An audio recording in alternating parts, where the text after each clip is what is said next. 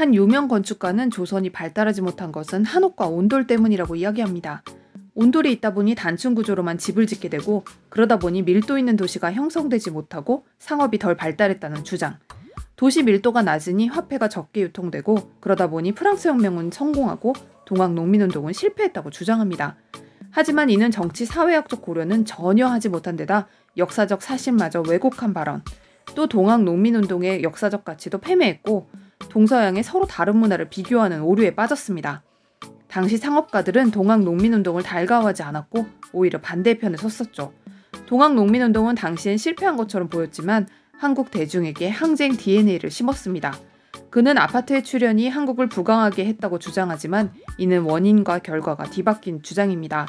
1960년대 노동 집약적 산업이 발달하며 농촌 인구가 도시로 몰리면서 지금의 아파트가 생겨난 것, 서민이 살던 아파트가 고급화된 것은 비교적 최근의 일입니다. 조선의 쇠락은 정치적 쇠퇴가 가장 큰 원인이었지 한옥과 온돌이 그 범인이라고 볼 수는 없습니다. 더 나아가 그는 한옥에서 보는 뷰가 단순해서 사람들의 창의성을 해쳤다고 주장하는데요. 저는 한옥집에서 바라보는 뷰가 회화적이고 마음을 가라앉혀서 가끔 한옥에 머무르기도 합니다.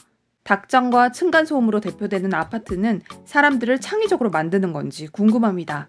그런데 한국의 대표적 거주지 아파트는 경쟁력이 있고 한옥은 경쟁력이 떨어지는 걸까요? 한옥의 시대는 이제 끝난 것일까요? 이런 주장이 무색하게도 한옥이 수출 품목에 들어갔습니다. 미국 조지아에 무려 한옥마을 단지가 조성될 예정이라고 합니다. 보도에 따르면 약 52평의 살림집 한옥을 입식 형태로 만들어 분양할 예정이라고 하는데요. 내년 2월까지 60여 채를 완공할 예정이라고 합니다. 더 재미있는 것은 수출자인데요. 이 한옥마을의 수출자는 무려 전북대학교.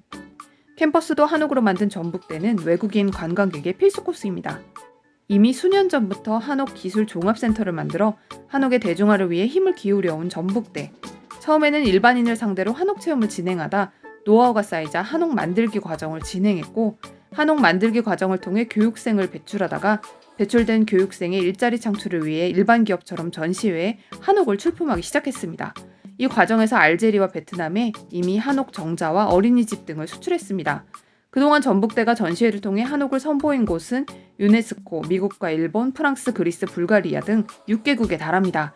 그러나 이번처럼 본격적인 단지 조성은 처음입니다. 조지아 단지는 한옥 재료는 전량 한국에서 공수하며 한옥의 특성상 레고처럼 미국에서 조립만 진행할 예정입니다. 이 과정에 전북대가 길러낸 한옥 인재들이 직접 참여해 한옥을 조립한다고 합니다. 공간은 전통 양식을 따르고 미국인의 생활을 고려해 입식으로 거실과 방, 누마루로 구성. 이미 작업이 어느 정도 완료된 상태라고 하네요. 전북대는 한옥마을로 유명한 전주의 지역적 특성을 살리고자 한옥으로 캠퍼스를 조성하다 국내에 한옥 관련 연구기관이 없다는 것에 착안, 대목장 최기영 전수관과 협업해 한옥 노하우를 쌓아왔습니다. 이번에 조지아주의 미국인을 상대로 한옥 단지를 조성한 후엔 라스베가스 진출이 목표라고 합니다. 미국의 한옥 거주 단지는 좀 상상하기 어려웠던 조합이긴 한데 최근 불고 있는 K-팝 열풍과 한류 바람으로 한국의 모든 것이 재조명되고 있는 상황에서 한옥까지 관심을 받게 된 것이죠. 이렇게 한옥이 각광받게 된 데는 무엇보다 방탄소년단의 영향이 큽니다. 한옥이 있는 곳이면 어디든 촬영지로 활용하는 방탄소년단의 한옥사랑은 글로벌 아미들에게 많은 호기심을 불러일으킵니다. 경복궁, 한국가구박물관, 전주 한옥마을, 완주고택 등은 방탄소년단의 성지로 아미들이 꾸준히 방문하고 있습니다.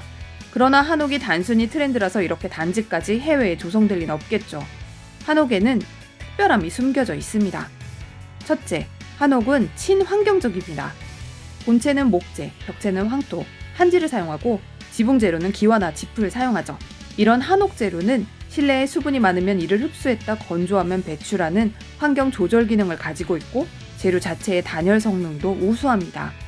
무엇보다도 현대 건축은 많은 건축 폐기물이 생겨나는데 한옥은 흙과 나무 등 모든 재료가 자연으로 돌아가는 친환경 소재로 만들어집니다. 못을 사용하지 않고 조립하는 형태로 만들다 보니 집을 그대로 뜯어 이사를 하는 것도 가능. 또 한옥은 자연과 잘 어우러져 마치 집이 자연의 하나인 것 같은 착각을 불러일으킵니다. 인간도 자연의 일부라고 여겼던 조상의 지혜가 담겨있죠. 또 한옥의 대청마루는 집과 자연의 경계를 허무는 역할을 합니다. 이렇게 친환경적이다 보니 아토피 등 현대 건축물에 부작용이 없는 것도 장점. 둘째, 한옥은 과학적입니다. 온돌은 돌을 불로 달궈 이열을 이용해 난방을 하는 기술로 과학적인 복사난방 방식입니다. 즉, 벽난로와 다르게 연소가 끝나도 열이 사라지지 않고 구들장의 남은 열로 계속 따뜻함을 유지할 수 있습니다.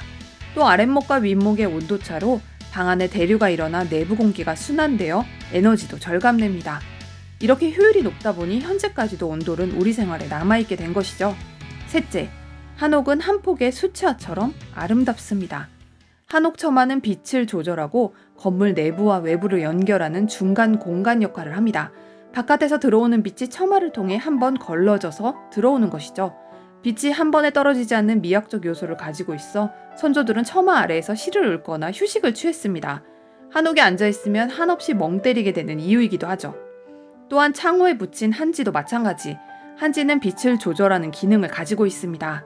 아침에 해가 뜨며 창호지 문을 통해 실내가 점점 밝아지는 것이나 창호지 문으로 보이는 아릿한 바깥 풍경의 실루엣, 한옥에서 바라보는 바깥 모습 역시 원경과 근경을 배치해 자연을 마치 레이어드하듯 감상할 수 있습니다. 한옥의 처마 끝 역시 중국이나 일본과 다르게 자연스럽게 끝을 올린 곡선 형태로 멋을 한껏 살렸습니다. 그런데 이런 그림과 같은 멋진 풍경을 오히려 폄훼하는 시선은 안타깝기만 합니다. 하지만 이런 장점에도 불구하고 한옥은 건축 비용이 비싼 단점 때문에 외면받아왔습니다. 그러나 최근에는 폴딩 도어나 단열재를 현대 건축물로 대체한 저렴한 생활 한옥이 인기. 더 나아가 한옥을 정형화시켜 단가를 대폭 낮춘 모듈형 한옥이 최근 각광받고 있습니다. 건축 단가는 평당 600만 원 선으로 꽤 저렴해졌습니다. 언젠가부터 우리 사회는 아파트 아니면 쳐주지 않는 문화가 팽배해졌습니다. 하지만 아파트에는 철학이 없습니다. 철학과 미학이 담긴 한옥. 진짜 고급진 주택은 한옥이 아닐런지요. 감사합니다.